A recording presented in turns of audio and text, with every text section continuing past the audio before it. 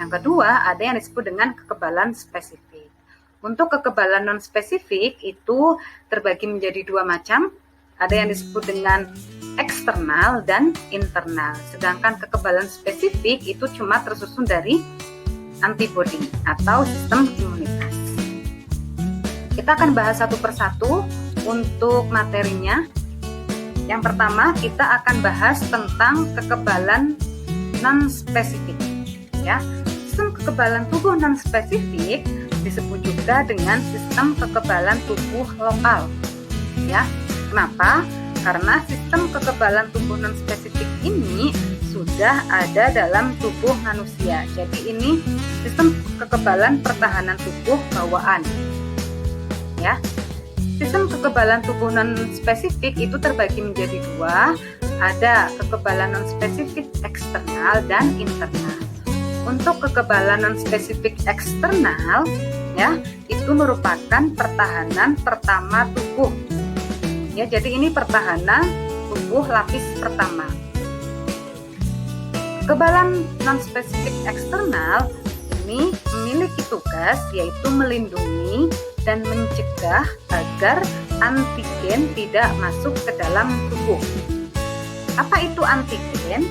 Antigen itu merupakan suatu bahan yang dikenali tubuh sebagai benda asing yang akan menimbulkan respon imun dengan pembentukan antibodi.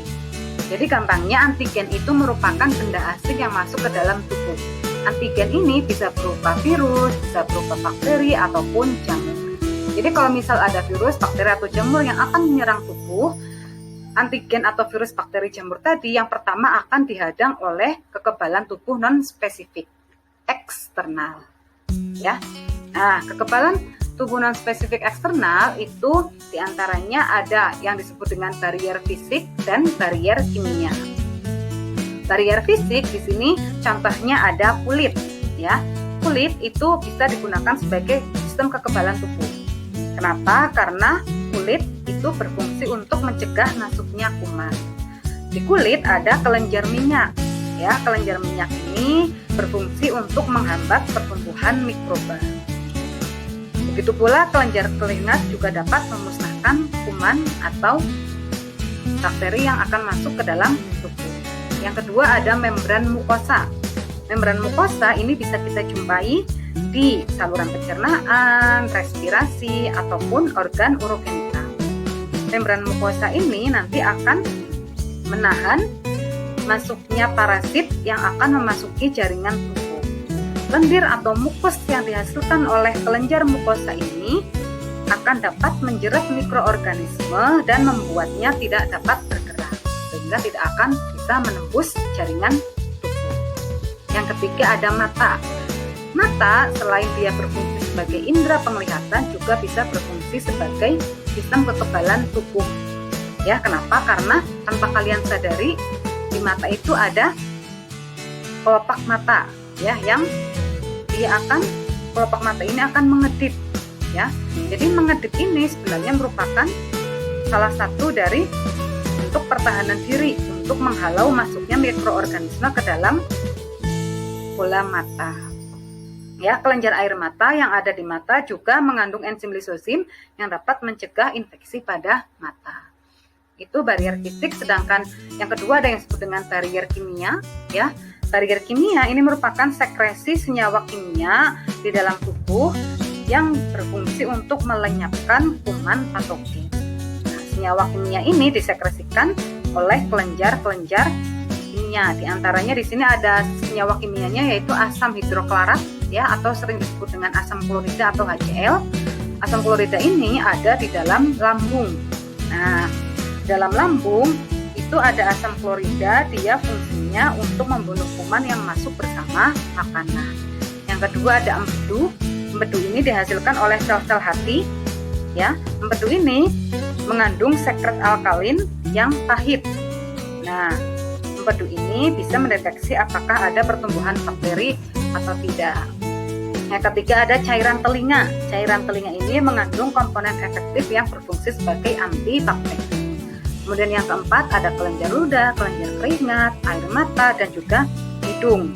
Nah, kelenjar-kelenjar ini akan menghasilkan sekret ya yang berfungsi untuk membunuh kuman, yaitu lisosim. Jadi kelenjar-kelenjar ini dia mengandung bahan lisosim yang berfungsi untuk membunuh kuman. Itu tadi kekebalan non-spesifik eksternal. Selanjutnya, apabila patogen atau antigen tadi bisa menembus lapisan pertama yaitu non-spesifik eksternal, nanti akan dihadang oleh kekebalan non-spesifik yang internal. Nah, kekebalan non-spesifik internal ini merupakan sistem pertahanan yang akan bekerja apabila antigen berhasil masuk ke dalam tubuh.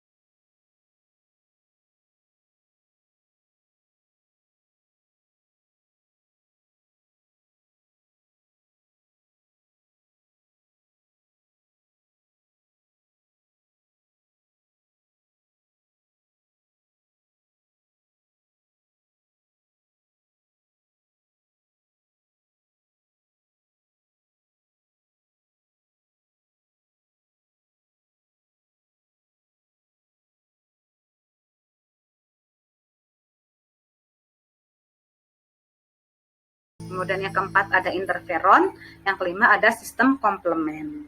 Semua perangkat sel tersebut ya, jadi dari reaksi inflamasi, demam, interferon, reaksi sistem komplement itu tadi nanti bekerja sama untuk memeriksa adanya kerusakan di dalam tubuh akibat serangan dari kuman patogen atau antigen tadi. Itu kekebalan non-spesifik internal. Kemudian apabila antigen tadi bisa menembus kekebalan non-spesifik internal, selanjutnya tubuh mempunyai sistem kekebalan yang ketiga, lapis 3, yang disebut dengan kekebalan spesifik. Nah, kekebalan spesifik ini merupakan pertahanan tubuh lapis ketiga ya. Ini bekerja apabila antigen masuk ke dalam tubuh dan dapat melewati kekebalan tubuh non-spesifik internal. Apa yang dilakukan tubuh apabila ada bakteri, patogen atau antigen yang masuk dan dia bisa menembus lapis pertahanan non-spesifik internal, tubuh nanti akan menghasilkan antibodi. Ya, khususnya sel darah putihnya akan menghasilkan antibodi. Antibodi ini dia bekerja secara spesifik. Ya, artinya antibodi ini hanya efektif untuk melawan satu jenis penyakit saja. Misal nih, ada virus nih, salah satu virus, misal virus flu. Nah, virus flu ini dia masuk ke dalam tubuh. Virus flu ini tidak bisa dihadang oleh kekebalan non-spesifik. Ya, jadi dia harus dihadang oleh kekebalan spesifik. Nanti tubuh akan menghasilkan antibodi untuk melawan virus flu. Nah, antibodi tersebut cuma bisa digunakan untuk melawan virus flu saja. Jadi kalau ada virus lain yang masuk, itu tidak bisa dilawan oleh antibodi virus flu karena dia bekerja secara spesifik. Antibodi itu merupakan suatu protein imunoglobulin yang dihasilkan oleh sel darah ya. Itu tadi materi sistem imunitas, khususnya tentang mekanisme kekebalan pertahanan tubuh ya. Ada 3 tadi, ada 2. Yang pertama ada pertahanan non-spesifik. Nah, non-spesifik itu terbagi menjadi dua, ada non-spesifik eksternal dan non-spesifik internal. Kemudian selanjutnya ada sistem kekebalan spesifik. Kekebalan spesifik itu dengan cara tubuh menghasilkan antibodi. Antibodi ini dia bekerja secara spesifik, artinya antibodi ini hanya dapat untuk melawan satu jenis penyakit atau satu jenis antigen saja. Paham ya materinya? Nah, sekian dari Bunda. Terima kasih yang sudah menyimak video pembelajaran kali ini. Assalamualaikum warahmatullahi wabarakatuh.